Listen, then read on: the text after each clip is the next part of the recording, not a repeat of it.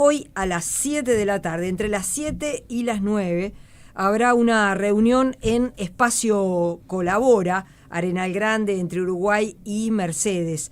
La convocatoria la realiza el Foro Ciudadano por la Movilidad Metropolitana. Va a ser un gusto recibir esta tarde en Palabras Cruzadas a dos integrantes de este foro, que son las arquitectas Alicia Artigas y Elena Mazzini. Un gusto recibirlas a ambas. Bienvenidas. Gracias. Bueno, mañana hay una información que dice que mañana a las 2 de la tarde el presidente de la República convocó a los intendentes de Montevideo, de Canelones y también a la ministra de Transporte y Obras Públicas para hablar de este tema, que es un tema complejo, pero también, ustedes mismos lo decían, muy importante, como es la reforma del transporte metropolitano. Más allá del túnel sí, túnel no, en 18 de julio, la realidad metropolitana de Montevideo, Canelones, San José es algo relevante para todos, ¿verdad? Bueno, bienvenidas Alicia y Elena. Muchas gracias. ¿Por dónde empezar? Capaz que empezamos por los temas más generales. Dale. Justamente este foro es un grupo de personas que se juntaron espontáneamente por la preocupación sobre el proyecto de reforma de movilidad y con la idea de que hay actores que dicen que esto es una cuestión técnica, hay otros actores que dicen que es una cuestión política, pero está ausente la cuestión de la participación ciudadana. No estábamos incluidos los ciudadanos en esta ecuación, y creemos que es sumamente importante que este colectivo, que está integrado por personas, usuarios, algunos somos técnicos y otros son sencillamente usuarios, es un grupo apartidario que lo que reclama es un canal de participación de la sociedad civil en el proyecto. Uh-huh. Y en este sentido es que mañana va a ser en esta reunión esperamos llegar un poco a oídos de las autoridades antes de que se tomen decisiones que desconozcan la participación de la población. ¿Qué les parece a ustedes el debate que se está dando, ¿no? Por un lado, se habla de una reforma con costos algo así como $600 millones, sin tomar imprevistos ni tomando impuestos. Este sería un financiamiento que da el Banco Interamericano de Desarrollo y la CAF. Lo que se busca, lo incluyó hasta el presidente en su discurso, este tema, ¿no? Sí, en su discurso del 1 de marzo. Lo que se busca es mejorar los tiempos, la movilidad metropolitana, pero bueno, a la vez hay como muchos temas en el medio. Sí, es realmente muy valioso que se empiece a discutir a fondo una cosa que tiene un altísimo impacto en la ciudad y en la vida de la gente. Yo a veces escucho que se habla se compara una obra de esta magnitud con lo que fue la Rambla Sur, pero es completamente diferente, porque esta obra afecta el corazón de la ciudad, por lo menos de Montevideo, y altera muchísimo la vida. La Rambla Sur, en cambio, en aquel momento era un borde de la ciudad donde se actuó. Es algo completamente diferente. Es lo que se llama una de esas obras de altísimo impacto urbano. Una obra de esta escala es de altísimo impacto urbano y por lo tanto es muy importante que la población la discuta, la conozca más y participe y se sienta involucrada, porque de alguna manera vamos a establecer un endeudamiento muy importante y un cambio en la vida cotidiana durante varios años, ¿no? ¿Cuáles serían esos impactos que hacen referencia a ustedes? Bueno, nosotros estamos pensando en dos tipos de impactos. Impactos durante la obra, que son una especie de impacto que sería la vida cotidiana, como dice Elena, es como si tú hicieras una reforma en tu casa. Una cosa es hacer el cerco, que sería la Rambla Sur, ¿no? Porque está ahí y es un borde del terreno, pero otra cosa es hacer el baño y la cocina y tener la vida diaria y no tener, digamos, toda la vida cotidiana, el desayuno y toda la vida de la casa está afectada. O sea, el impacto durante la obra es de una obra enorme, sabemos que es necesaria, pero simultáneamente afectaría una cantidad de puntos y desvíos, o sea, habría desvíos en toda la ciudad simultáneos durante, según optimismo mostrado por las autoridades y por los técnicos, durante 2 años, cosa que yo, por ejemplo, no creo que una obra de esta magnitud se pueda hacer en 2 años. Las obras públicas tienen un montón de problemas y este tipo de obras que son de infraestructuras tienen otro tipo de retrasos. Entonces, primero el plazo y los impactos durante la obra. Y después los impactos a largo plazo, que era un poco lo que decía Elena en el sentido de que hay una cantidad de impactos que son sobre el valor inmobiliario, sobre las decisiones de la población de migrar, de ubicarse en otros lugares, al achicar los tiempos de traslado. Hay más tendencia a irse un poquito más lejos. Abandonar la ciudad, digamos. Y a ir dejando huecos, porque nosotros no estamos hablando de un contexto de crecimiento de población, todo lo contrario, estamos hablando de un contexto de no crecimiento de población y de envejecimiento. Entonces esos viajes van a estar hechos por personas de otra edad también.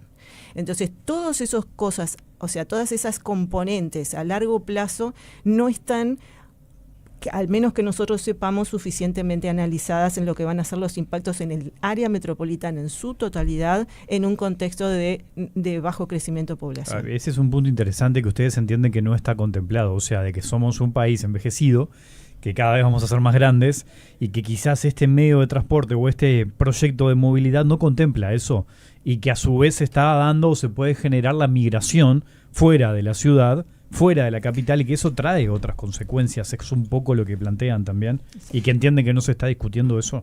El proceso de migración fuera de Montevideo hacia el este, pero también hacia el norte o hacia el oeste, es un proceso que lleva ya bastante tiempo, ¿no? No es algo de ahora.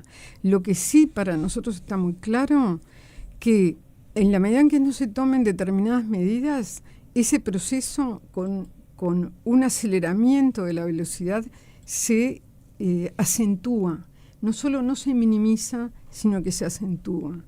Entonces entendemos que ese es uno de los impactos, ¿no? La continuidad de una especie de ciudad lineal, sobre todo la que va hacia el este, que está avanzando y que además, en la medida en que se asienta población, se van necesitando servicios complementarios y bueno, eso es algo que está a la vista y que realmente está claro que el acentuar la movilidad va a aumentar ese proceso.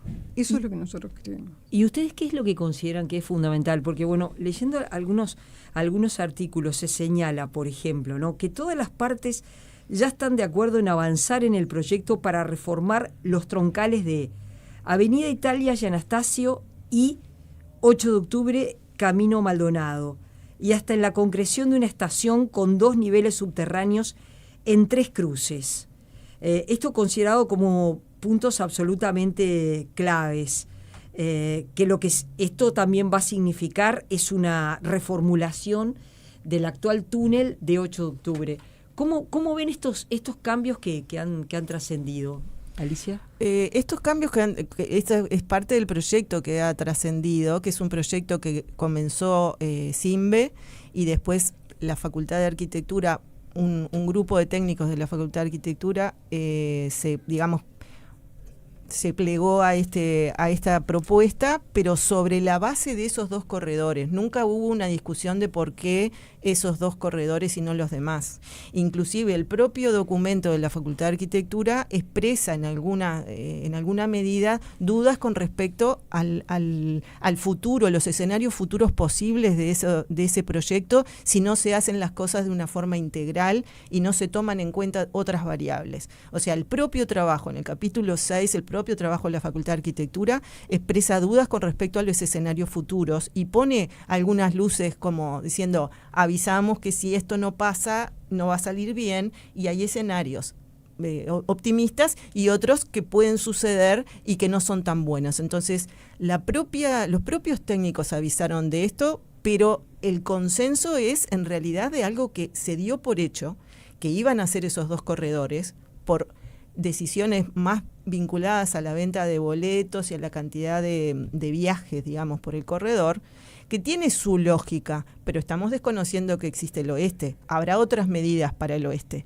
pero no están involucradas en un proyecto integral, como no está involucrado otros modos de movilidad, porque yo no sé cómo llego a una terminal y cómo me voy de determinada parada hasta mi trabajo. O sea, hay lo que le llamamos multimodalidad, no está contemplada. Estamos solo hablando del transporte colectivo de 2 corredores y todo lo que eso implica, ¿no? Uh-huh. Y no estamos considerando las interferencias con el transporte privado, que inclusive la ministra ha hecho hincapié en que no van a hacer nada con el transporte privado, entonces los automóviles van a seguir ocupando todo el espacio que ocupan en el centro, y todas estas medidas deberían ser integrales, o sea, hacer a la vez el proyecto de transporte colectivo y también tomar medidas con respecto a la circulación de los demás. A propósito de los autos, porque lo que busca o el espíritu de este proyecto es incentivar que la gente deje el auto y se incline, ¿no?, al transporte público, entendiendo de que los tiempos van a ser más cortos.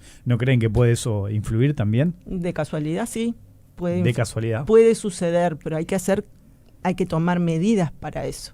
O sea, si yo lo único que planteo es que como el transporte va a mejorar, la gente va a dejar el auto en su casa, es una hipótesis. También puede ser falsa la hipótesis. ¿Ustedes dudan de esos cálculos que se hicieron de los tiempos que van a ser mucho más cortos, por ejemplo? No, yo no dudo de ningún cálculo. Pero ¿y eso nos lleva de la mano, digamos, a que la gente entienda que capaz que tomando el ómnibus llega más rápido? No es automático. Lo que de alguna manera parece importante transmitir es que si tú, en los temas urbanos territoriales, tú tocas un aspecto de ese cúmulo de ecuaciones, eso influye sobre todo lo demás. Eso es muy interesante. Nuestro primer plan regulador, que es de 1912, se hizo porque hubo un concurso internacional para ser el primer plan regulador de la ciudad. De Montevideo. En Montevideo. ¿Y qué pasó? El arquitecto italiano que ganó ese concurso empezó a observar que en realidad ya estaban establecidas las líneas de tranvías en toda la ciudad. Entonces empezó a plantear que era un absurdo estar haciendo el plan regulador cuando ya estaban las líneas establecidas. ¿Por qué? Porque dice, evidentemente, al estar las líneas de tranvía establecidas, ya los terrenos aledaños ya cambiaron de valor. Cuando yo hago un plan de ordenamiento territorial, como era lo que él quería hacer, tengo que expropiar, esos terrenos ya valen mucho más. Es decir, hay todo un tema que es la necesidad de manejar en forma coordinada, que es lo que expone en esos lineamientos que expone la facultad, donde para que una obra de altísimo impacto como esta tenga un buen resultado, se necesita que se cumplan determinadas pautas, y esas pautas implican la coordinación estrecha entre la planificación global de la ciudad y del área metropolitana y a su vez el poder generar los instrumentos interinstitucionales que te permitan la coordinación práctica de todas las etapas del proceso en los distintos niveles. Y eso es lo que es muy complejo. Claro, el tema es por dónde empezar, ¿no? Porque, bueno, a ver, hay un informe de CIMBE, hay un informe de la Facultad de Arquitectura, y uno lo que se pregunta es cómo unificar conceptos, criterios para algo tan complejo. Ustedes que a la vez dicen, vamos a escuchar a los ciudadanos también, que se haga una consulta ciudadana para saber qué opina la gente de todas estas decisiones que son muy relevantes para la vida de todos. Es como un poco complejo, ¿no? Es más que complejo porque intuitivamente lo que parece es que hubiéramos hecho las cosas al revés.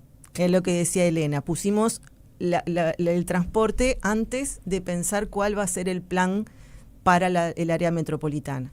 Hoy en día tenemos un área metropolitana desequilibrada, que se ha ido creciendo hacia el este, hacia Ciudad del Plata, La Paz, Las Piedras, Progreso, y ese crecimiento no ha sido ordenado, ha sido porque las regulaciones en Montevideo son distintas que las regulaciones en Canelones.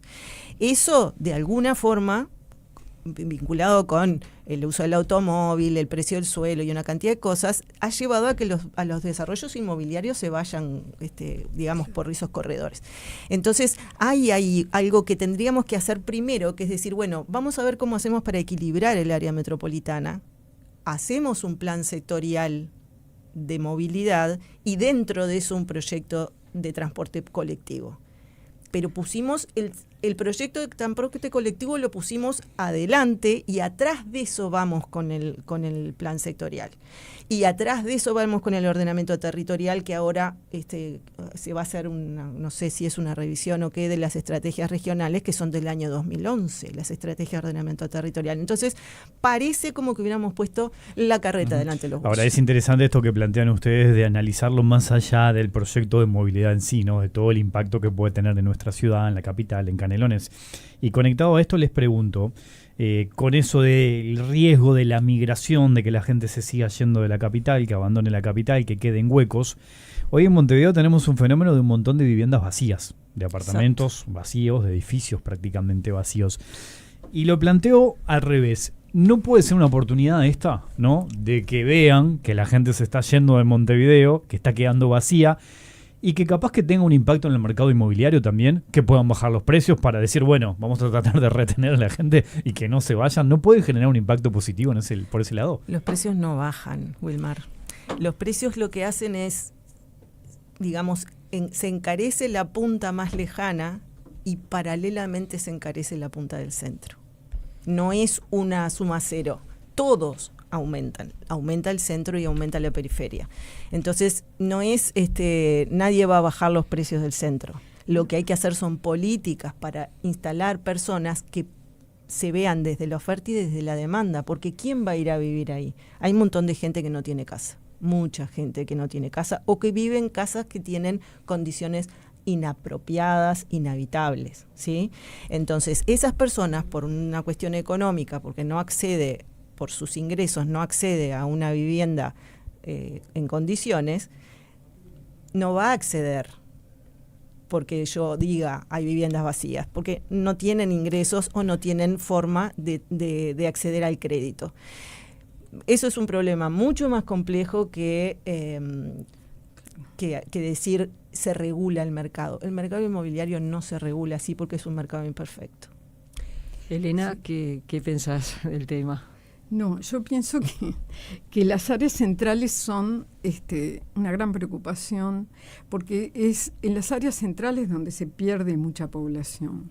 Personalmente yo trabajé siempre en reciclajes, reformas, y actué sobre el patrimonio construido deteriorado. Pero tú tenés que tener el respaldo de líneas de crédito que te permitan actuar sobre el patrimonio construido.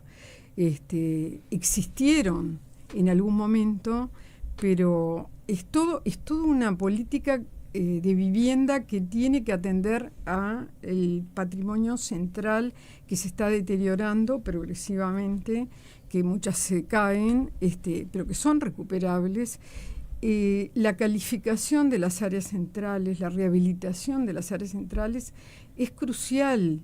Ahora, no necesariamente el proyecto de transporte metropolitano no apunta específicamente a eso. Si bien habla de la recalificación de 18 de julio, el tema de si salimos de 18 de julio y seguimos teniendo una serie de dificultades para que la gente acceda a préstamos o para que acceda a rehabilitación de viviendas en las áreas centrales, vamos a estar siempre igual. Es decir, no es... hay cosas que no se pueden forzar, digamos, que necesitan trabajos mucho más armonizados, que es justamente una de las cosas que advierte la facultad, ¿no? El que tú haces un tipo de trabajo, pero por otra parte estás necesitando una serie de medidas complementarias que tienen que estar pensadas simultáneamente. Si no existen esas medidas complementarias, que estarían, por ejemplo, lo que tú preguntabas en el campo de la vivienda y el deterioro del stock habitacional central, bueno, si esas medidas complementarias no existen, digo, no van a surgir por arte de magia porque yo mejore el espacio de 18 de julio.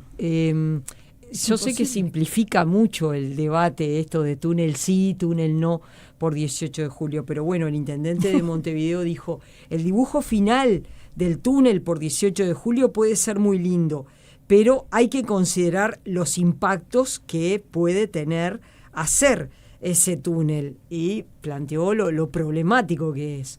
Desde filas políticas del Partido Nacional se rechaza totalmente que se haga un túnel por Montevideo. Quizás, como digo, no es demasiado simplificador, pero ¿cómo ven ustedes este debate de hacer un túnel por debajo de 18 de julio? Alicia. Yo creo que el tema del túnel es entrar en los detalles quizá del proyecto, porque no es una cosa tan compleja y de una integralidad de políticas, que era lo que decía Elena, tengo que vincular el transporte con la vivienda, con los equipamientos, sí, que si entramos en la discusión túnel sí, túnel no, es como reducir un poco la complejidad de las cosas. Nosotros entendemos también de que cualquiera que haya hecho un baño, una cocina en su casa, una reforma cualquiera, sabe la distorsión que significa eso. O sea, que un túnel en 18 de julio, por más que el método del sistema constructivo sea hacer un hueco cada tanto y ir por abajo, yo no dudo de que los técnicos lo han pensado y de que están los mejores, o sea, que los proyectos están hechos por gente capacitada con toda la buena fe. Pero se parte de premisas que son las que están en cuestión, que son las que nuestro grupo de alguna forma cuestiona, que es, partimos de la base de que tenemos que mejorar el sistema de transporte colectivo y aumentar la venta de boletos. No sé, llegamos al túnel en ese razonamiento, ¿no? Pero partimos de una base que no es la de mejorar el desempeño del área metropolitana y mejorar la vida de toda la gente que vive en el área metropolitana. Prefiere no entrar mucho en el túnel sí, ¿no? Pero yo prefiero decir mi opinión. A ver. Que los elementos de movilidad, sean los que sean, se separen de la vida de la ciudad, para mí no es totalmente conveniente. Yo no estoy tan en contra. Me parece que hay que regular el transporte, así sea en bicicleta, en moto, en auto o en ómnibus, mejorar la contaminación, etcétera, pero no separar necesariamente, no segregar de la vida urbana. Es decir, en nuestra ciudad, con tan poca gente que hay en todos lados, digamos, imaginarnos grandes veredas ampliadas, ¿no? Si no tenemos realmente la capacidad de comprender que la gente no va a aparecer porque sí, porque en realidad todo depende de cómo funcionan las cosas, yo las veo como un problema. A mí me parece que el túnel también hace que segrega esa participación de la movilidad natural en la ciudad, que es la circulación de la gente, la parte. Y mirar para afuera. Además, yo lo que me gustaría también señalar es que los ciudadanos comunes quisiéramos, frente a una obra que es un gran impacto para Montevideo, que nos presenten alguna opción, es decir, porque no hay obras únicas y soluciones únicas perfectas para cada problema. Es muy difícil que haya una única solución. En general hay más de una solución Y esas diferentes alternativas, como uno ve cuando hay concursos de arquitectura, que para un mismo problema tenés muchas soluciones diferentes, eso no está mal, digo, por lo menos ver si hay distintas posibilidades, qué cosas se están priorizando, porque yo quiero ver si realmente quiero gastar tanta cantidad de millones de dólares efectivamente para lograr avanzar, algún compañero lo calculó, 5 minutos más rápido en el túnel. Entonces, sí, porque la velocidad, cuando nosotros leímos, es decir, hay documentos que aparecieron hace poco y que te presentan los estudios de los ingenieros sobre la movilidad en el tramo 18 de julio. Bien. Y bueno, ese es un tema interesante, ver las alternativas. Gracias a ambas por haber venido. Ha sido un gustazo recibirlas y decirle a la gente que bueno, que a las 7 de la tarde en Vamos Espacio para ahí. Colabora, me imagino, se van a estar reuniendo para empezar este debate. Espacio Gracias. Colabora, Arenal Grande, entre Uruguay y Mercedes, de 19 a 21. A Alicia Artigas, Elena Mazzini, gracias a las dos por venir. Gracias a ustedes.